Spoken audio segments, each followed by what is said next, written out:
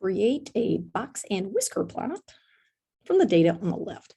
Okay, so now when you think about a box and whisker plot, you need the 5-number summary, right? Min, max, and then quartile 1, 2, and 3. So if we are doing this by hand, we would first put the numbers least to greatest, find all of those pieces, blah, blah, blah, blah, blah.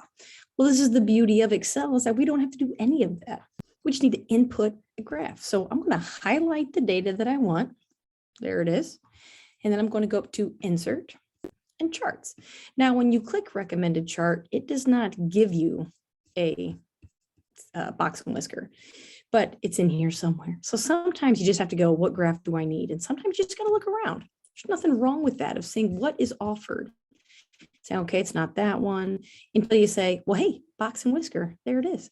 You click on the box and whisker, and there it is. So chart title, make it whatever you want, right? You can change all kinds of different things. Now, if you want to say, is this really right? Well, let's go back to column A and let's highlight it. Go up to sort and filter in the top right, and let's sort smallest to largest. So you'll notice my minimum is 6. Well, look where the bottom of the whisker, the bottom whisker starts at 6. The width, the top whisker, right, which is the maximum, is at 29. So we can see, okay, it looks like the first quartile is at 10. So the first quartile is going to be after the 9 before 13.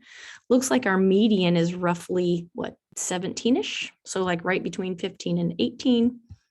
So you can see where they are based off your box and whisker, or you can do it by hand with your numbers.